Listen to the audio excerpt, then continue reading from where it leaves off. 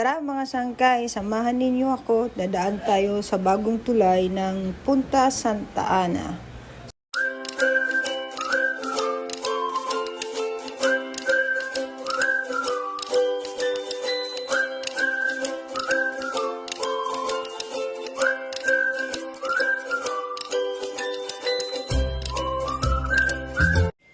Tara mga sangkay, samahan ninyo ako. Dadaan tayo sa bagong tulay ng Punta Santa Ana. So ayan. So yung itong daanan na to, para po ito sa mga bike. So sa mga biker dyan, pwede silang dumaan. Ayan. Santa Ana to Punta po yan. Yung footbridge na yan. Tapos dati wala pang tulay. Yan, sumasakay kami dyan sa bangka na yan. Bali ang pamasahe ay 6 pesos po. So ngayon binuksan na ang bagong tulay dahil kay Congressman Bini Abante. So, ayan. Tapos sa kabila kung gusto niyo may hagdan doon, pwede kayo doon. Ito yung Ilog Pasig. Ayan. So malaking tulong po ito para sa mga tagapunta. Hindi na sila magbabayad ng bangka para lang tumawid. Kasi ito po yung daan na napakabilis. Shortcut po. Kaysa kung mag-jeep po kayo, iikot pa po kami ng tulay. So ayan yung bangka. Mayroon pa kahit paano sumasakay. Kasi pag nag-grocery po sila, ayan, pag maraming bit-bit, pwede pong sumakay sa bangka kaysa dito dumaan sa tulay. Mahirapan po kayo kung marami po kayong pinamili or bit-bit. So ayan. Bali ang light po niyan pag gabi, ayan, may solar light po yan. Yan medyo mahaba-haba. Habang-habang tulay.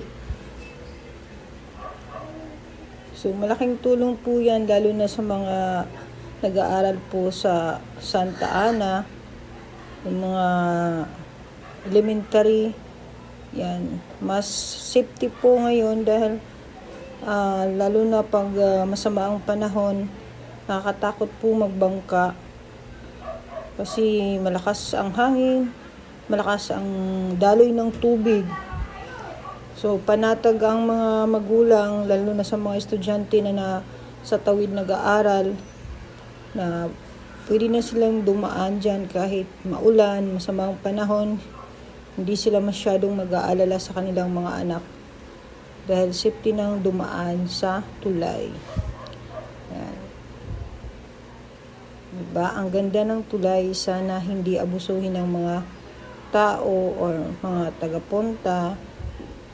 Sana tuloy-tuloy ang kalinisan para maganda tingnan. Yan.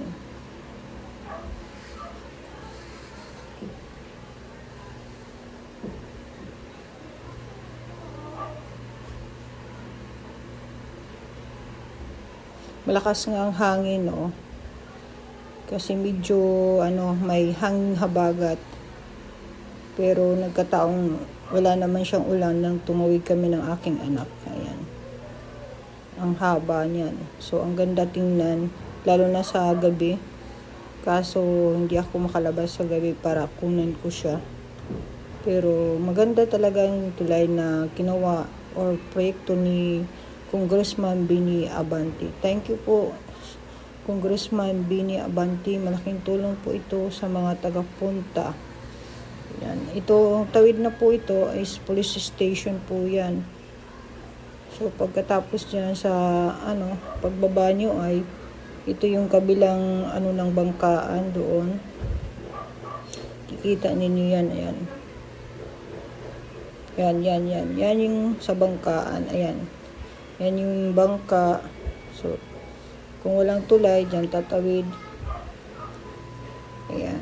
Sa baba niyan ay police station, tapos Santa Ana Market or Centro Mall. Ayan.